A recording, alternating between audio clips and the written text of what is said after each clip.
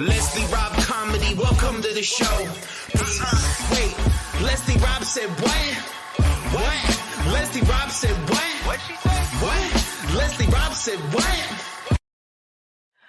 Well, hello guys, and welcome to another episode of Leslie Said What? Okay, guys, I am super excited about this series. It's been going so well. Each time we come on, the guest just impresses me even more. All right, so tonight is no different. We have guest Miss Ruddle. Okay, she is a teacher, and she's going to come to share her testimony. For those of you who do not know what's going on, I'm doing a series to encourage teachers who are Christian and in the faith to let them know that they are not alone in the public education field, our mission field of public education. They are not alone. There are other teachers just like them. So that's the whole purpose of this series, testimonies or teachers and testimonies.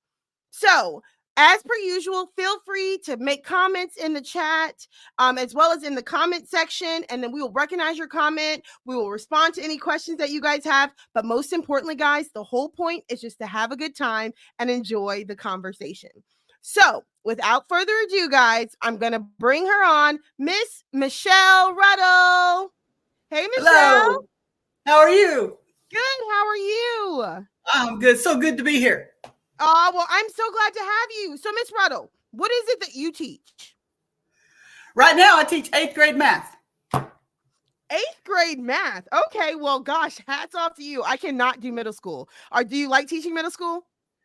I do. You know, this is going on a year that I've taught middle school. I taught high school for 24 years. Oh, my gosh, bless you. Retired and then rehired.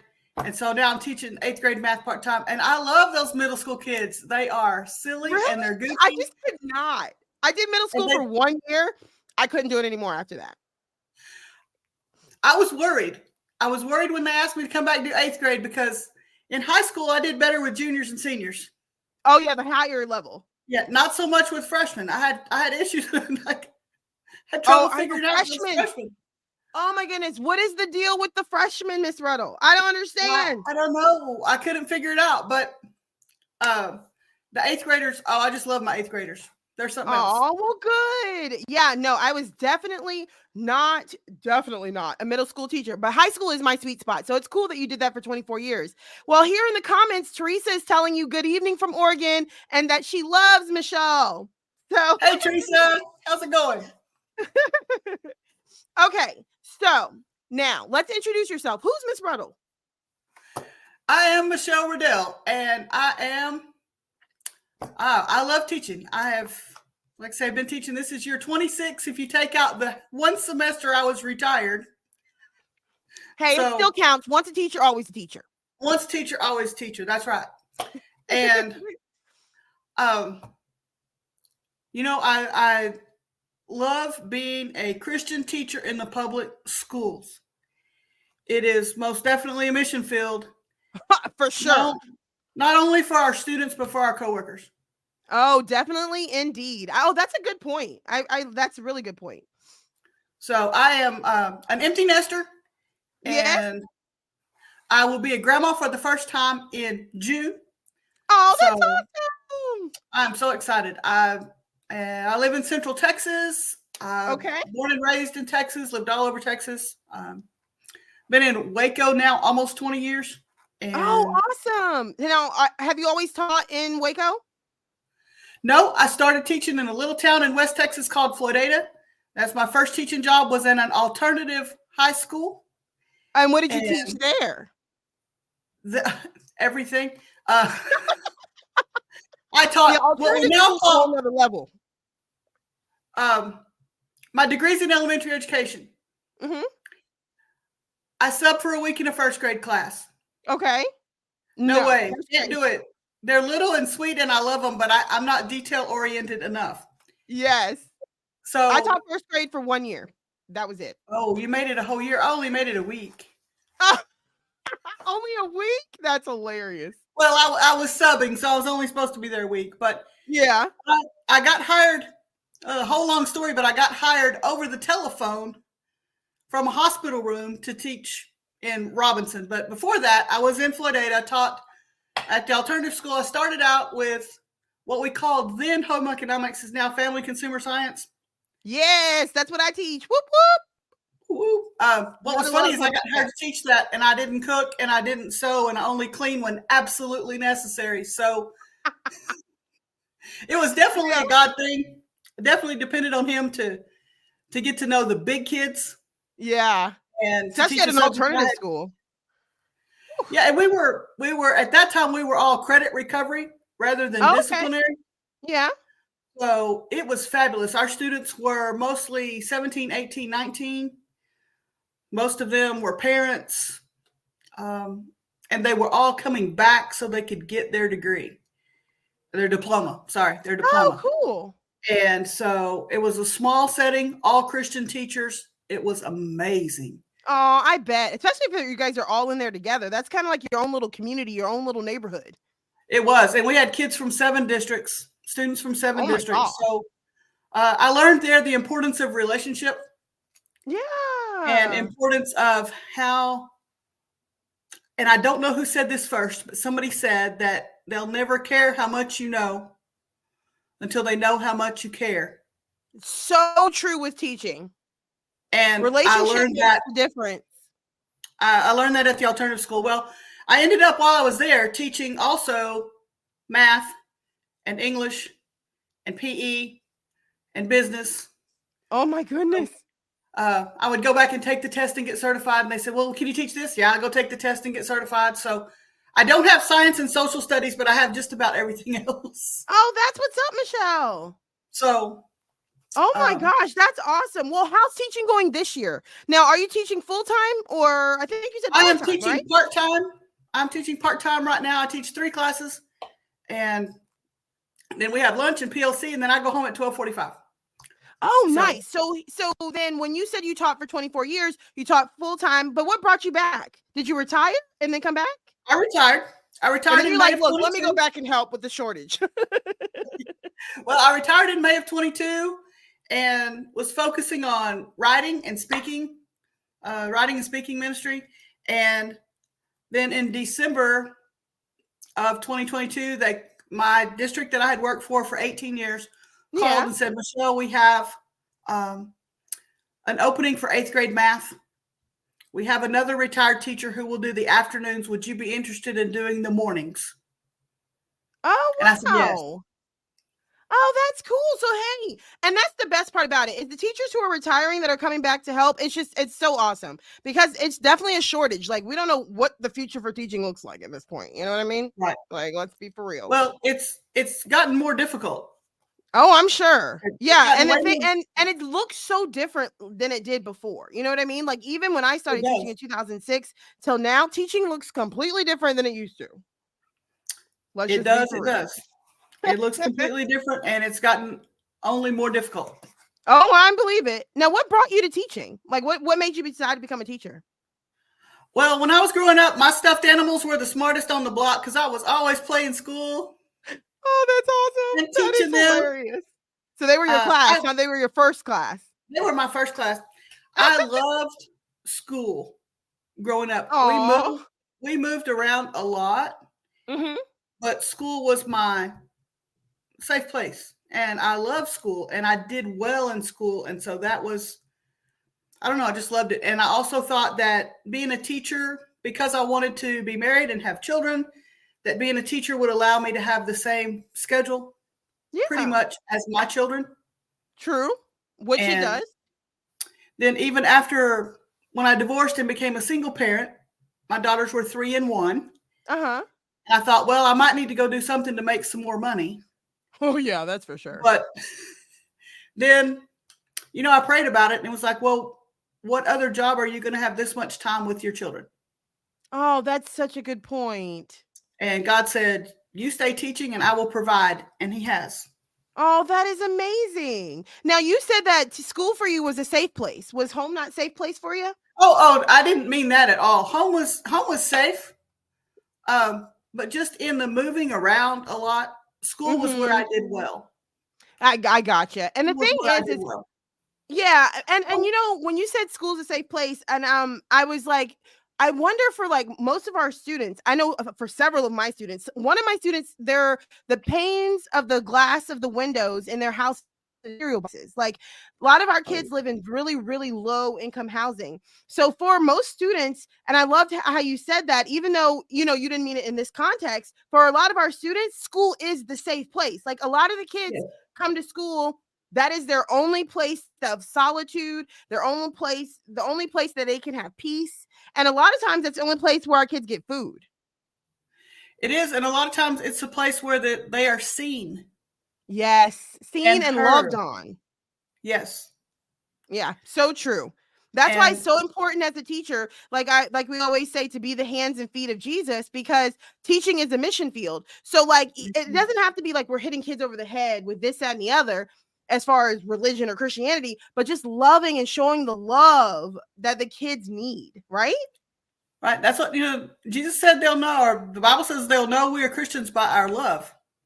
Not by how we preach at them, not by how we beat them over the head with our Bible, but by love. And they can't take that away from us, that ability to show that love. Exactly. We have to love on our kids. And that's the thing. It doesn't matter like the backgrounds that they come from or what. We don't know. We may be the only person that shows that child love in the course of their life, because we don't know what type of home life that they have. So it's so essential as teachers to be the hands and feet of Jesus in that sense, you know? Yes. Now, what challenges do you find as a Christian teacher that you face in the public school system? I'm at a school in Central Texas. We're kind of in the middle of the Bible Belt. So that's nice. So yeah, that's great.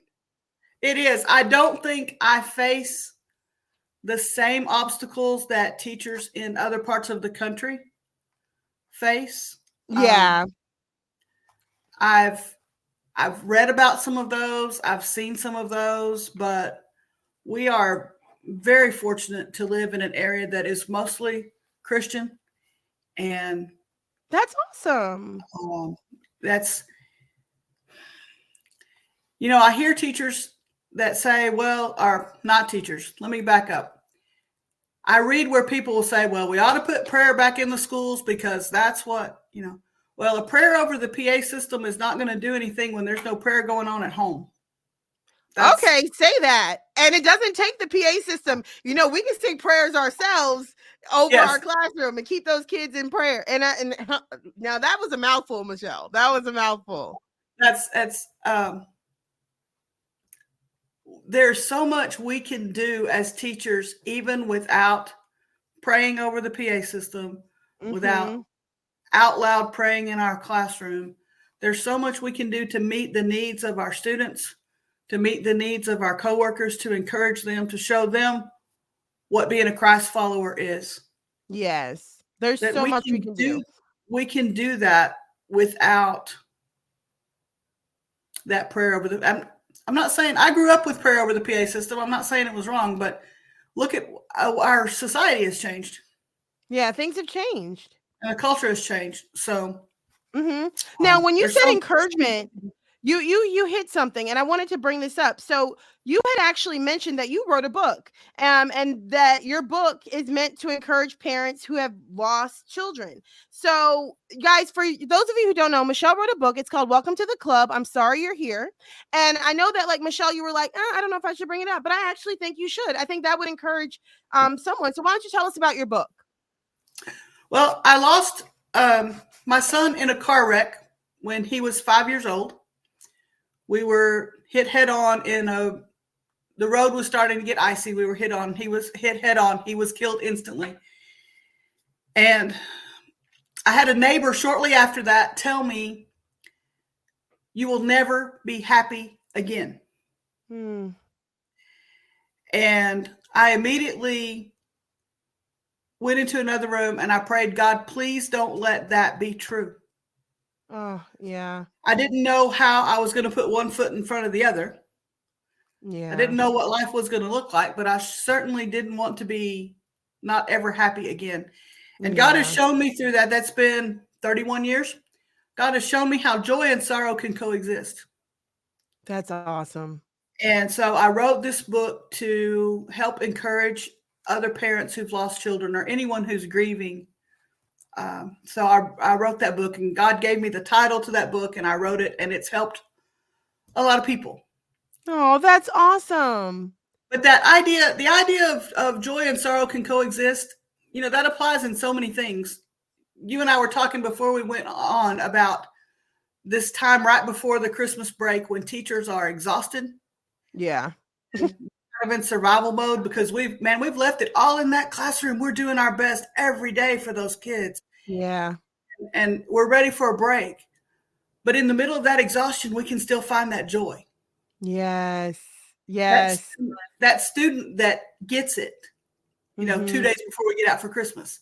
That student who all of a sudden passes a test that hadn't passed one all year long. Yeah. That student who walks in and you say good morning and they look at you and, well, good morning, Miss Rodell.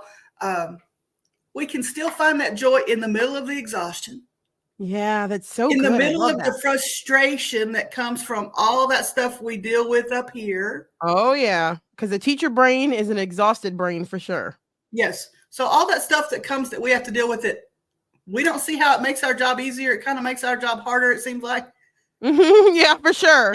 But it's the things we have to do so that we can get those aha moments with the students. We can get those relationship building moments. We can get those grin across the face. I had a student last week that passed the test, that hadn't passed a test all year. Oh. And when he came up to get his grade and I told him, he goes, I passed? Oh. And I said, yes, you passed. And his face lit up like Christmas. And I was like, this is why we do this. This is why we do this. Yes. And it was so funny today because, it's the small little things that make the difference. What were you saying today when I messaged you? You said, look, I got a Dr. Pepper. What was it now? Yeah. So I go in, we get out Wednesday. So, we're right here at the end and I'm going in, I'm like, here we go. And I had my water bottle on my desk because I thought I'm going to be good. I'm going to drink my water. And then if we can get a bathroom break in there somehow. The teacher across the hall comes in. She goes, hey, I'm ordering from Launchpad, which is our local coffee shop that delivers to the school.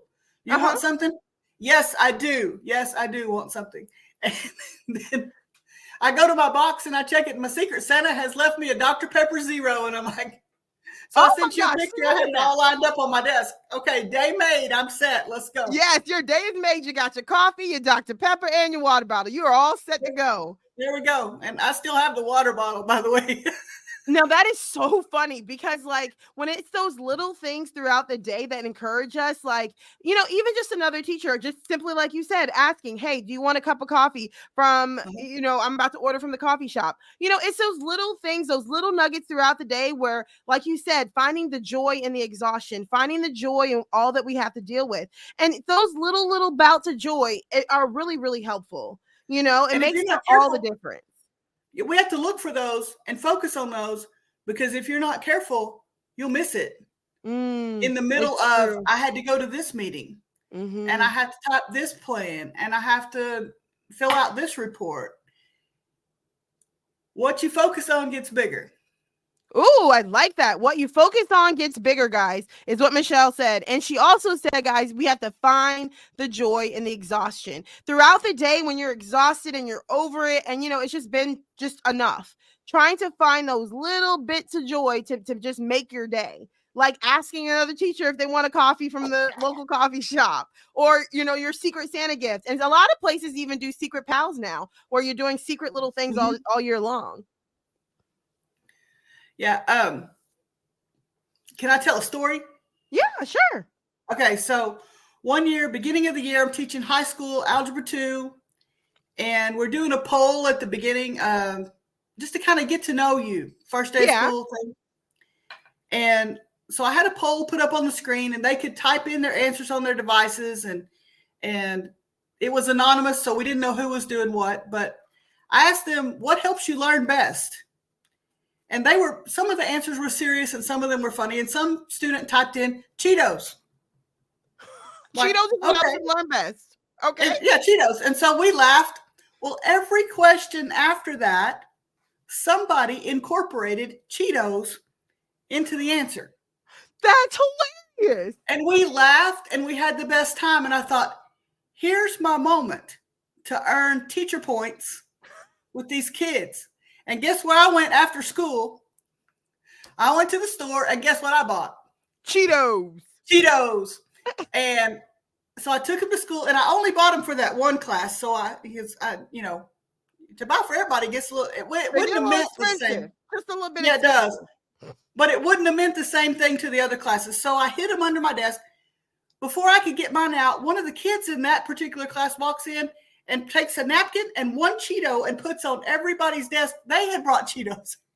Oh my gosh, that's crazy. And then I brought mine in and gave it. And one of the girls looked at me. She goes, Miss Riddell, you brought us Cheetos? And I said, well, of course I did. You said it helps you learn best. And I want you to learn best. So yes, we have Cheetos. And we laughed about Cheetos all year long. And I had a connection with that class instantly. And that's so important. I love that. And it's those little things, those little nuggets that we have to look for that's going to enhance their learning or enhance their joy, enhance the relationship with the kids and the rapport with the kids, and just enhance the classroom environment in general. I mean, we'd be surprised at what it takes for the kids to learn. And the thing is like when you said your student mentioned Cheetos, a teacher who may not have been in the best of moods that day, Cheetos may have just threw them over the edge and was like, the kids being smart, the kids being whatever, the kids being sassy. Right. But no, guys, it's what we do with those moments that matters. For example, I had a student at one point when I was talking about, okay, guys, so what's the answer to number one? And he goes, number one, I'll take a Big Mac, like he's at McDonald's. Okay. Well, okay, maybe another teacher would have got irritated. I'd be like, I literally use that as a moment to connect. And I know this sounds crazy, guys, but like Michelle did with the Cheetos, instead of taking it as an interruption, she took the interruption to make it a connection with the kids. So my interruption with the kid telling me when I asked him what the answer to number one is, and he said, I'll take a number one Big Mac meal. I was like, oh my gosh, I love me a Big Mac. What do you like on your Big Mac? Do you like the extra sauce or do you like, and the kids were like, you never underestimate the power of the shock and awe because they're like, wait, she's not mad. Wait, she's not yelling at him. No, I use it as a relational moment, like a moment to relate to the kids, to build that rapport and to build that relationship, just like you did with the Cheetos. I think you've got to say yes when you can. Mm-hmm. Mm-hmm. There's definitely a time, and I'm all for holding them accountable, and there are times when you have to tell them no. Yes. But if you can say yes when you can, mm-hmm. and you look for those opportunities that you can say, oh yeah, what do you want on your Big Mac? Or let's have some Cheetos. Then when you have to tell them, no, I'm sorry, we can't do that. Or stop that nonsense and let's get to work. Mm-hmm.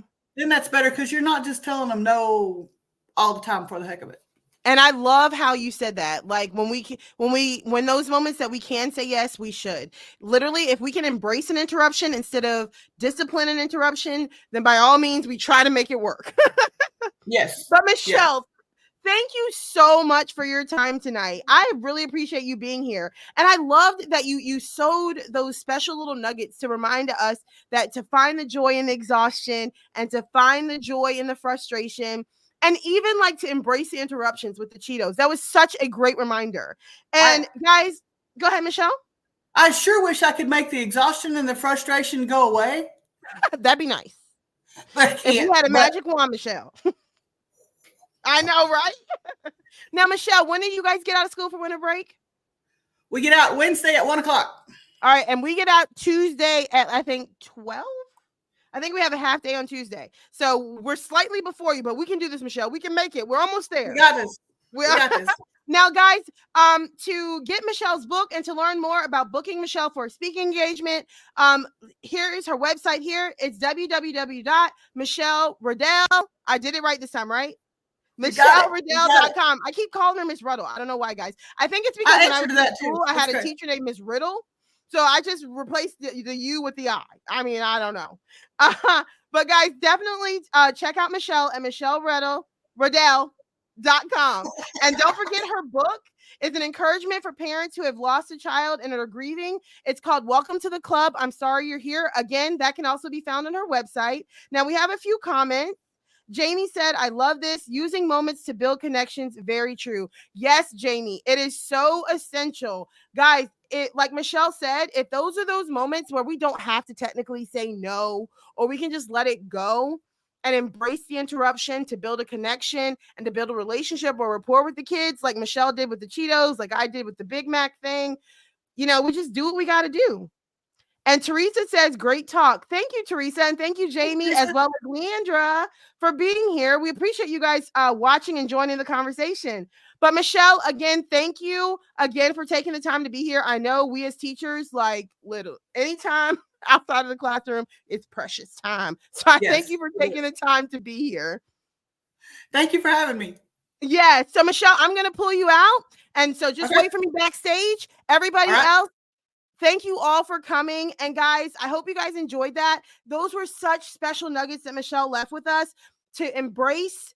Like, guys, if we can embrace the yes sometimes instead of the no, let's do that. And like she said, also to find the joy in the frustration, even in the smallest ways, like encouraging each other with a cup of coffee or Dr. Pepper or whatever else comes up. But guys, as per usual, thank you again so much for being here. Leslie Said What? Season 4, episode 5 is out. Leslie